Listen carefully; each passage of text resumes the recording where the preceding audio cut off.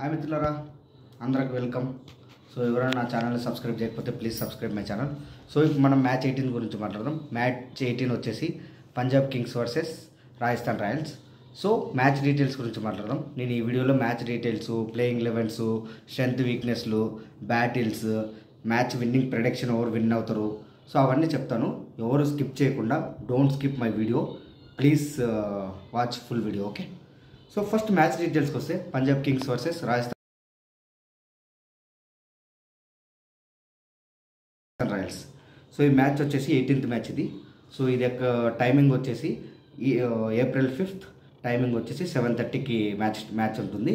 So ఎక్కడ match ఉంటుందంటే మహారాజా Yadavendra Singh, okay, అది వచ్చేసి ముల్వెందర్ పిచ్లో, అంటే పంజాబ్కి ఒకనొక home ground. Okay. So Punjab home ground ఇది. సో నెక్స్ట్ పిచ్ రిపోర్ట్ గురించి వెళ్దాం. ఇక్కడ ఎక్కువ మ్యాచెస్ జరగలేదు మిత్రులారా. సో ఇక్కడ పిచ్ రిపోర్ట్ గురించి వెళ్తే, సో పిచ్ రిపోర్ట్ ఇక్కడ nice batting for wicket. So బ్యాటింగ్కి చాలా అద్భుతంగా ఉంటుంది ఇది, అంటే గుడ్ బౌన్స్. తర్వాత వచ్చేసి pacer friendly wicket. So power ప్లేలో మంచి ఫేసర్స్ గానే ఉన్నారంటే ఈ పిచ్లో యాక్చువల్లీ చాలా మంచిగా వేయగలుగుతారు, స్కోర్ని తగ్గించగలుగుతారు. ఓకే. నెక్స్ట్ ఇక్కడ స్పిన్కి అనుకూలించదా? ఇక్కడ స్పిన్కి తక్కువనే అనుకూలిస్తుంది, బట్ ఫేస్ బౌలింగ్ అయితే చాలా మంచిగా అనుకూలిస్తుంది. నేను ఇక్కడ ఏమనుకుంటున్నాను అంటే లో స్కోరింగ్ గేమే అవుతుందని నేను అనుకుంటున్నాను. సో ఇప్పుడు మనం ఇక్కడ మ్యాచ్ల ప్రకారం చూస్తే 5 మ్యాచ్లు జరిగాయి ఈ పిచ్లో. 2 మ్యాచ్లు వచ్చేసి మన పంజాబ్ కింగ్స్ గెలిచింది, 3 మ్యాచ్లు వచ్చేసి రాజస్థాన్ రాయల్స్ గెలిచింది. ఇక్కడ ఫస్ట్ ఇన్నింగ్ యావరేజ్ స్కోర్ వచ్చేసి 170-180, సెకండ్ ఇన్నింగ్ యావరేజ్ స్కోర్ వచ్చేసి 150-160. సో నెక్స్ట్ డ్యూ ఫ్యాక్టర్ గురించి మాట్లాడితే, ఇక్కడ డ్యూ ఫ్యాక్టర్ ఉంటుందా ఉండదా? డ్యూ ఫ్యాక్టర్ ఆబ్వియస్లీ ఉంటుంది, ఎందుకంటే 7:30 తర్వాత మ్యాచ్లకు అన్నిటికీ డ్యూ ఫ్యాక్టర్ ఉంటుంది. సో డ్యూ ఫ్యాక్టర్ ఉన్నా కూడా ప్రాబ్లం ఏం లేదు. సో 11th ఓవర్ తర్వాత కెప్టెన్ ఎంపైర్ని అడిగితే 2 బాల్ టెస్ట్ చేసి కొత్త న్యూ బాల్ ఇస్తాడు. చాలా బాగా యూస్ఫుల్ అవుతుంది. సో పెద్ద వరి అవ్వాల్సిన అవసరం లేదు. నెక్స్ట్ టాస్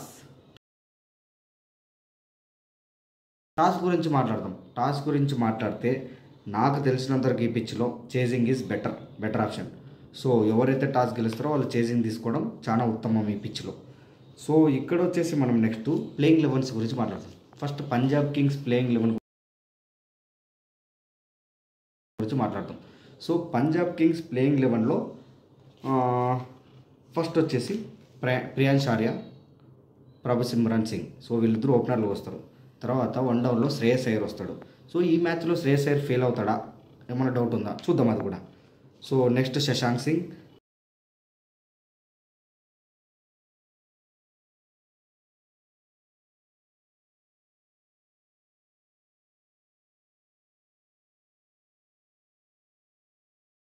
తర్వాత మార్కస్ స్టోయినిస్, తర్వాత మ్యాక్స్వెల్, తర్వాత నెహాల్ వదేరా, తర్వాత మార్కో జాన్సన్, తర్వాత లోకే ఫెర్గ్యూసన్, తర్వాత యజువేంద్ర చాహెల్, తర్వాత హర్షదీప్ సింగ్.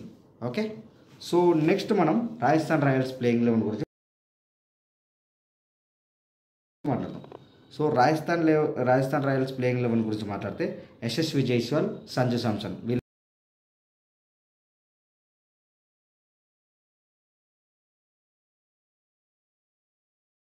వీళ్ళిద్దరూ ఓపెనర్స్ వస్తారు. So Nitish Rana, Riyan Parag, Dhruv Jurel, Shimron Hetmyer, Wanindu Hasaranga, Jofra Archer, Maheesh Theekshana, Sandeep Sharma, Tushar Deshpande. Okay. ఇది playing elevens for both teams. So ఇప్పుడు మనం ఇక్కడ ఒక్క ఇంట్రెస్టింగ్ పాయింట్ గురించి మాట్లాడదాం. సో ఇప్పుడు ఏంటంటే శ్రేయస్ అయ్యర్ హిట్ అవుతాడా ఈ గ్రౌండ్లో, మన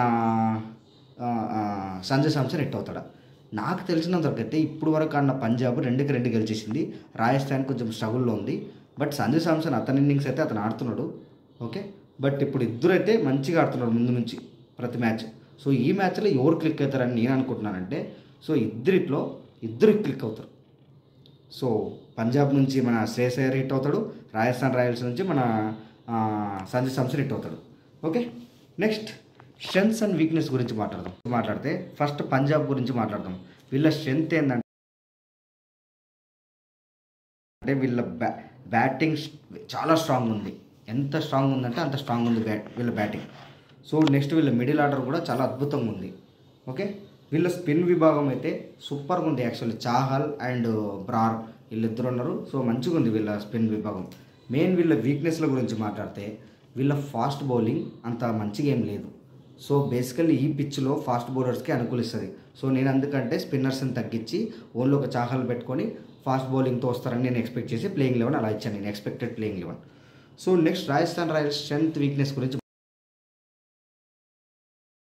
మాట్లాడదాం. రాజస్థాన్ రాయల్స్ మెయిన్ స్ట్రెంత్ వచ్చేసి వీళ్ళ టీం బ్యాలెన్స్డ్ ఉంటుంది. సో ఎంత బ్యాలెన్స్డ్గా ఉంటాయంటే అన్ని విభాగాల్లో బ్యాలెన్సింగ్గా చేస్తారు. ఇప్పుడు రాహుల్ ద్రావిడ్ మన కోచింగ్లో. ఓకే, నెక్స్ట్ వీళ్ళ వీక్నెస్ గురించి మాట్లాడితే వీళ్ళ టీంలో ఆల్రౌండర్స్ సరిగా లేరు. సో అదొక్క ఇష్యూ తప్పితే వీళ్ళ టీం చాలా బ్యాలెన్స్గా ఉంది. సో అందుకే వీళ్ళ మెయిన్ వీక్నెస్ అయ్యే ఛాన్స్ ఉంది. సో నెక్స్ట్ వచ్చేసి ఇంజురీస్.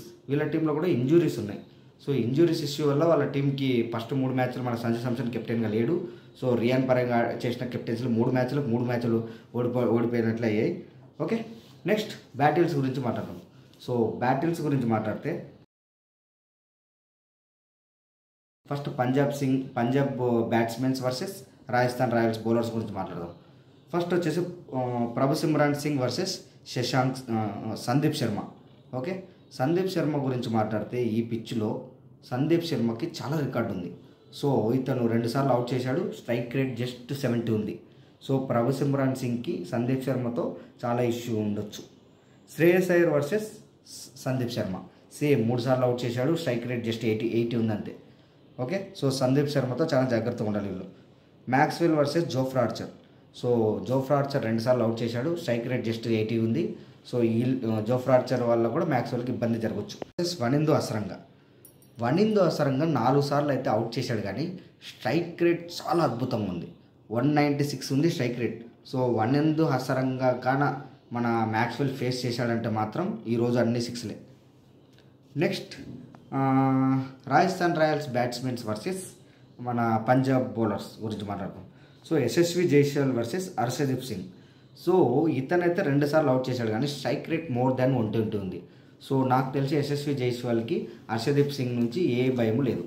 సో బట్ ఈ పిచ్ ఫాస్ట్ బౌలర్కి అనుకూలిస్తుంది కాబట్టి కొంచెం జాగ్రత్తగా చూసుకొని ఆడాలి. నెక్స్ట్ సంజు శాంసన్ వర్సెస్ చాహల్ గురించి మాట్లాడితే 5 సార్లు అవుట్ చేశాడు, స్ట్రైక్ రేట్ చాలా తక్కువ ఉంది. సో పొరపాటున కానీ సంజు శాంసన్ చాహల్ని ఎదుర్కోవాల్సి వస్తే మాత్రం కొంచెం టఫ్గానే ఉండే సిచ్యువేషన్ ఉంది. ఎందుకంటే తను ఓపెనర్ కాబట్టి చాహల్ వచ్చేంతవరకు ఉండడు కాబట్టి ప్రాబ్లం లేదు. ఇఫ్ ఇన్ కేస్ ఫేస్ చేయాలంటే మాత్రం త్వరగా అవుట్ అవ్వచ్చు. Nitish Rana versus Chahal. So 6 times out చేశాడు, కానీ చాహల్ మీద స్ట్రైక్ రేట్ చాలా బాగుంది. నితీష్ రాణాకి మోర్ దెన్ 100 ఉంది. సో నితీష్ రాణాకి అయితే చాహల్ నుంచి ఏ ఇబ్బంది లేదు. So next Shimron Hetmyer versus Chahal. 3 సార్లు అవుట్ చేశాడు, స్ట్రైక్ రేట్ చాలా తక్కువ ఉంది. సో నాకు తెలిసినంత వరకు అయితే ఈరోజు మన రాజస్థాన్ రాయల్స్ నుంచి వచ్చేసి సందీప్ శర్మ మెయిన్ లీడ్ చేయగలుగుతాడు. వీళ్ళ టీంలో వచ్చేసి మన చాహల్ నుంచి కూడా వీళ్ళకి ఇష్యూ ఉండొచ్చు. ఓకే, సో ఇది వచ్చేసి బ్యాటిల్స్ అయిపోయిన తర్వాత హెడ్ టు హెడ్ గురించి మాట్లాడదాం మనం. హెడ్ టు హెడ్ ఇక్కడ 28 మ్యాచ్లు జరిగితే పంజాబ్ కింగ్స్ 12 మ్యాచ్లే గెలిచింది, రాజస్థాన్ రాయల్స్ 16 మ్యాచ్లు గెలిచింది. బట్ ఇవన్నీ ఇంతకుముందు మ్యాటర్. ఇప్పుడు ఏంటంటే మన పంజాబ్ కింగ్స్ చాలా అద్భుతంగా ఉంది, బ్యాలెన్స్డ్గా ఉంది మన శ్రేయస్ అయ్యర్ కెప్టెన్సీలో. ఇప్పుడు 2 ఆడితే 2 గెలిచారు. సో అందుకే వీళ్ళు జాగ్రత్తగా అయితే ఆడాలి. ఎవరైనా నా ఛానల్ని సబ్స్క్రైబ్ చేయకపోతే please subscribe my channel, please support me. Okay, next match winning predictions గురించి మాట్లాడితే ఏంటంటే నాకు తెలిసినంతవరకు అయితే ఇది హోమ్ గ్రౌండ్ పంజాబ్ది కాబట్టి, అండ్ పంజాబ్తో పోలిస్తే రాజస్థాన్ రాయల్స్ ఇప్పుడేమి గత మ్యాచ్ల్లో పెద్ద పర్ఫార్మెన్స్ చేయట్లేదు కాబట్టి, సో ఇప్పుడుండే పర్ఫార్మెన్స్ని బేస్ చేసుకొని చూస్తే అది చేసుకున్న హోమ్ గ్రౌండ్ని బట్టి చేసుకున్న పంజాబ్ గెలిచే ఛాన్సులే ఎక్కువ ఉన్నాయి. సో పంజాబ్ 70% గెలిచే ఛాన్సులు పంజాబ్కు ఉన్నాయి, 30% గెలిచే ఛాన్సులు ఆర్ఆర్కు ఉన్నాయి. సో నాకు తెలిసినంతవరకు అయితే 70% మన పంజాబే గెలుస్తుందని నేను అనుకుంటున్నాను. So thanks for watching this video. Thanks friends, bye.